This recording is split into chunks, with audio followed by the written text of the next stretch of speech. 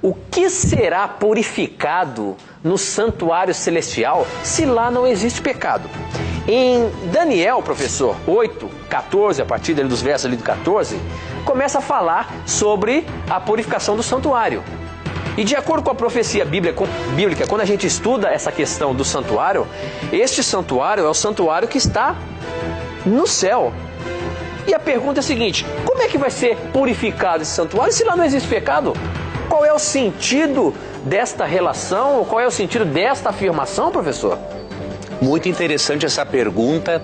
Vou ler um texto bíblico que se encontra em Hebreus 9, 23, darei umas explicações, mas este é um assunto amplo, que até Tito e eu estamos planejando de fazer aí uma série especial do Na Mira da Verdade, só para estudarmos profecias com os nossos ouvintes, internautas e telespectadores. Então, orem para que esse dia chegue logo, para nós prepararmos esses programas que vão ser muito interessantes. Agora, para nós entendermos a purificação do santuário celestial, é fundamental, primeiramente, termos noção de que o céu necessita, assim, de uma purificação. Agora, alguém pode pensar, mas como se lá não existe pecado? Realmente lá não existe pecado, mas temos que levar em consideração que o pecado afetou também o universo todo. Que o caráter de Deus e dos seus filhos foi questionado no universo todo. Então a purificação do santuário celestial tem um significado, logicamente, diferente daquilo que nós pensamos. Muitas vezes pensamos assim: se o céu tem que ser purificado, então porque há pecado lá. Não necessariamente o céu é um lugar pecaminoso, mas há coisas no céu a serem esclarecidas, e isso é chamado na Bíblia de purificação. Então eu vou ler para você Hebreus 9, 23. Portanto, era necessário que as cópias das coisas que estão nos céus, falando do santuário terrestre, fossem purificadas com esses sacrifícios de animaizinhos, não é?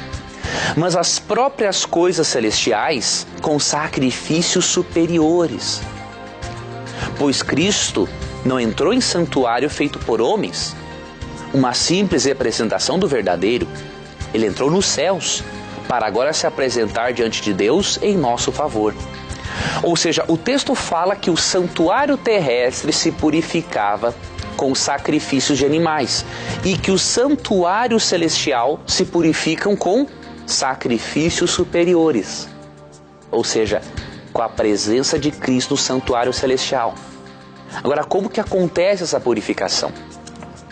Se você estudar Levítico 16, para compreender Daniel 8,14, que menciona a purificação do santuário celestial, você vai entender uma coisa interessante.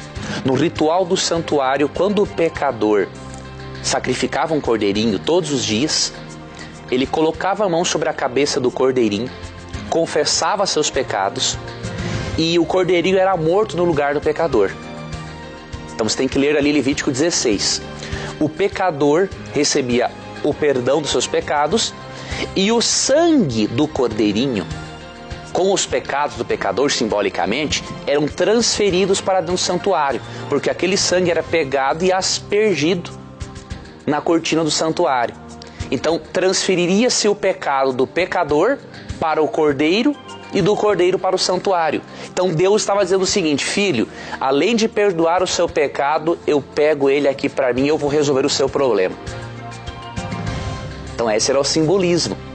Agora, com isso ensina que há uma realidade no céu, porque o santuário terrestre, de acordo com Êxodo 25, 8 e 9, ele é uma cópia, uma representação do que acontece no céu. No céu, diz Hebreus 9, 23, o santuário não é purificado com sangue de animais, mas com a presença de Cristo lá. E como que isso acontece? Quando você e eu aceitamos a Cristo, nós somos perdoados dos nossos pecados, purificados. Só que assim como no santuário terrestre era transferido o pecado para o santuário, por eu e você sermos pecadores, há no céu registros celestiais anotados com os nossos pecados. Lemos esses registros de acordo com Daniel 7, 9 e 10. O santuário celestial precisa de uma purificação em que sentido? Cristo efetua um julgamento no céu, mostra para os anjos quem é dele e quem não é dele, e aí os registros são definitivamente apagados. Não para nos perdoar, porque já fomos perdoados, mas como Cristo mostrou para os anjos como ele lida com cada pecador e como eles puderem entender a forma justa como Deus lida com cada um, então os registros não têm mais uma necessidade de existirem. E aí o santuário celestial é, entre aspas, purificado. Então é uma purificação simbólica.